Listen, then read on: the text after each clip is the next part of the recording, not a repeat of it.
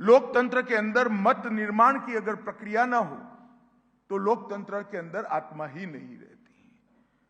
दुर्भाग्य से हमारे देश में आजादी के बाद बड़े बड़े 60 के दशक के बाद लोकतंत्र के जितने भी चुनाव हुए, इसका एनालिसिस करें, इसका विश्लेषण करें, तो एक बात उड़कर सामने आती है कि सारे चुनाव जातिवाद, परिवारवाद, तुष्टीकरण और भ्रष्टाचार से लिप्त रहे।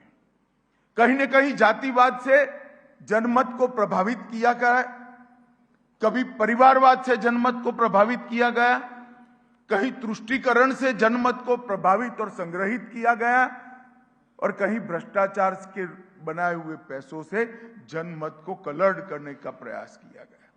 हमारे देश का लोकतंत्र ये चार नासुरों के बीच में बटा रहा, जातिवाद, परिवारवाद, तुष्टीकरण और भ्रष्टाचार।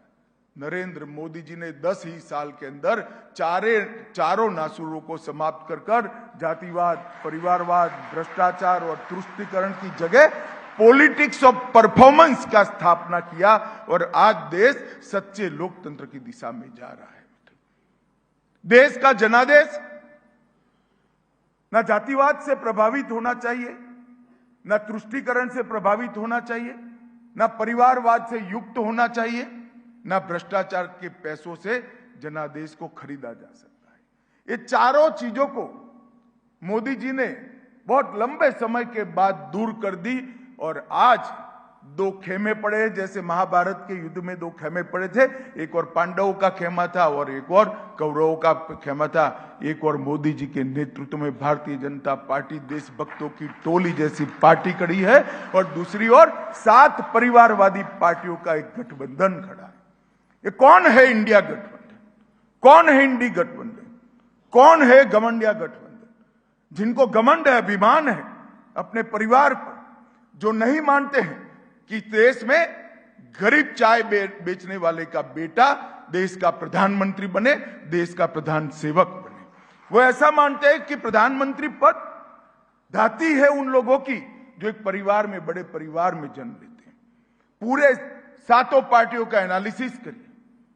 सोनिया गांधी अपने बेटे को प्रधानमंत्री बनाना चाहती हैं, शरद पवार जी अपनी बेटी को मुख्यमंत्री बनाना चाहते हैं, ममता बनर्जी अपने भतीजे को मुख्यमंत्री बनाना चाहते हैं, लालू जी अपने बेटे को मुख्यमंत्री बनाना चाहते हैं, स्टालिन भी अपने बेटे को मुख्यमंत्री बनाना चाहते हैं और मुलायम सिंह जी के बेटे मुख्यमंत्री बनकर फिर से मुख्यमंत्री बनना चाहते हैं। अब जो लोग ये 7 पार्टियां एक प्रकार से अपने परिवार के हितों के लिए काम करने वाली है, मैं आज भोपाल के प्रबुद्धजनों से बात करने आया हूं कि परिवार के हितों की जो बात करते हैं, जो अपने बेटे, बेटी, भतीजे, भतीजियों को मुख्यमंत्री, प्रधानमंत्री बनाना चाहते हैं, वो भारत के गरीब की चिंता नहीं कर सकते, भारत की चिंता नहीं कर सकते, भारत को विश्व को सम्मान नहीं दिला सकते। भारत को विश्व में सम्मान वो ही व्यक्ति दिला सकता है जिसका जीवन का क्षण क्षण और शरीर का कण कण मां भारती को समर्पित हो, भारत को समर्पित। ये जो आने वाले दिनों में पसंदगी करनी है देश को, ये 2 ताकतों के बीच में पसंदगी करनी, जो अपने परिवार के लिए जीते हैं और जो देश के लिए जीते हैं और मरते हैं, दोनों के बीच में पसंदगी करनी। 10 साल यूपीए के और 10 साल एनडीए के।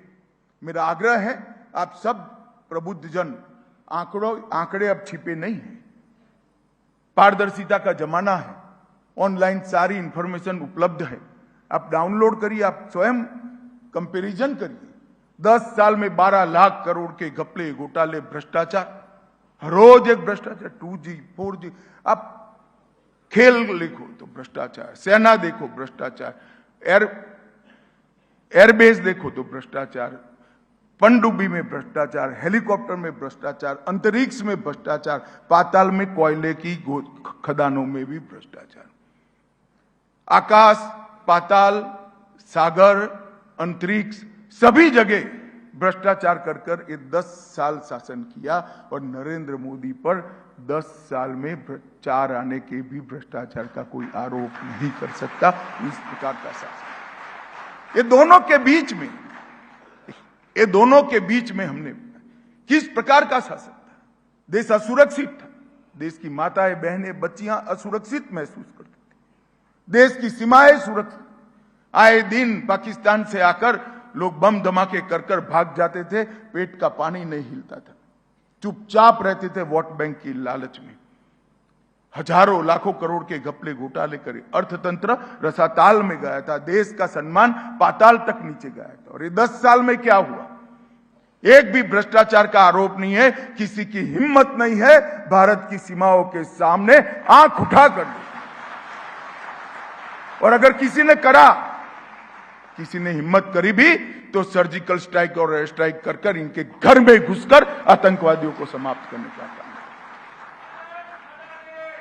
अर्थतंत्र आजादी के बाद सबसे ज्यादा ऊपर उठा हुआ दिखाई पड़ता है। अटल जी 11वें नंबर पर छोड़कर गए थे। 10 साल इन्होंने शासन किया, इन्होंने देश का ऊपर एक उपकार कर दिया। 11वें नंबर से 12वें नंबर पर नहीं गए, देश दुनिया के 11वें नंबर के अर्थतंत्र पर जस का तस पड़ा रहा।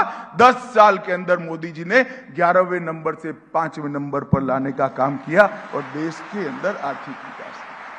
और मैं आपको विश्वास दिलाता हूं मित्रों, ये मोदी जी की गारंटी है। तीसरा जनादेश दे दीजिए, देश दुनिया में तीसरे नंबर की अर्थव्यवस्था बन जाएगा। कोई नहीं।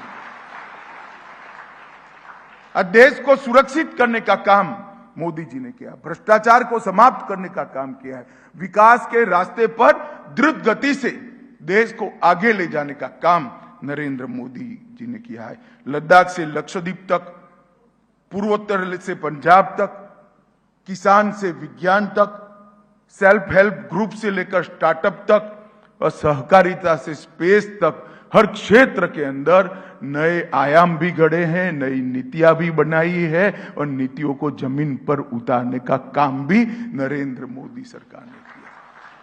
मनमोहन सिंह जी की सरकार को कहते थे पॉलिसी पैरालिसिस हो गया है। नरेंद्र मोदी जी ने 40 प्रकार की नीतियां बनाई और नीतियां भी कैसी बनाई, नीतियों को एक एक उठाकर देखिए। मेरा आप सबसे आग्रह है, एक बार नई शिक्षा नीति को आप देख लीजिए। 30 साल के बाद इस देश की नई शिक्षा नीति मोदी जी लेकर आए हैं। ये हर नीति, कोई भी नीति उठाकर देखिए, देश की मिट्टी, देश का ढंग, देश की हवा और देश का रंग, ये चारों अपनी नीतियों में मिलेगा। कहीं गुलामी की निशानी नहीं। मोदी जी ने इस देश को गुलामी की निशानियों से मुक्त करने का काम किया है। मोदी जी ने इस देश में से हीन भाव दूर करने का काम किया है। भारत सब कुछ कर सकता है, भारत विश्व में सर्वप्रथम बनने के लिए है और यही स्थान, इस स्थान पर अधिकार अगर किसी एक देश का है तो भारत का है। ये आत्मविश्वास बनाने का काम नरेंद्र मोदी जी ने किया। हम दुनिया की सबसे पुराना लोकतंत्र है और हम दुनिया का सबसे बड़ा लोकतंत्र है। हमारा दायित्व है कि लोकतंत्र के इस महान पर्व के अंदर हम जनादेश को पूरी सूझबूझ के साथ बनाएं। हम किसी नेता या किसी पार्टी के खोखले वादों के आधार पर न जाएं। पार्टी ऐसी चुने जिसने जो वादे किए हैं पूरे किए। पार्टी ऐसी चुने जिसने जो कहा है वो करती है और पार्टी ऐसी चुने जिसमें भविष्य देखने की मादा हो, भविष्य की कल्पना करने का मादा हो, भविष्य का लक्ष्य तय करने का। भारतीय जनता पार्टी ने जो किया है, कहा है, वो कहा है, किया है। मैं आज आपको बताना चाहता हूं, हमारी नीतियों में मानवीय संवेदना है, हमारी नीतियों में सर्वस्पर्शीय सर्वसमावेशी विकास का दृष्टिकोण है, हमारी नीतियों में महान भारत के निर्माण का संकल्प है, हमारी नीतियों में भ्रष्टाचार और तुष्टीकरण को समाप्त करने की दृढ़ता है और हमारी नीतियों में अभेद सुरक्षा वाले महान भारत की रचना का संकल्प भी हमारी नीतियों के अंदर निश्चित रूप से आप दे सकते हैं। मित्रों, आपने 2014 में जब मोदी जी को मौका दिया और आज मोदी जी ने इस देश को 10 साल में पूरी दुनिया आश्चर्यचकित होकर देख रही है। जो लोग विदेश जाते होंगे उसको मालूम पड़ा होगा, पहले भारत से जाते थे तो थोड़ा आपको रिस्पांस कम मिलता होगा। आज भारत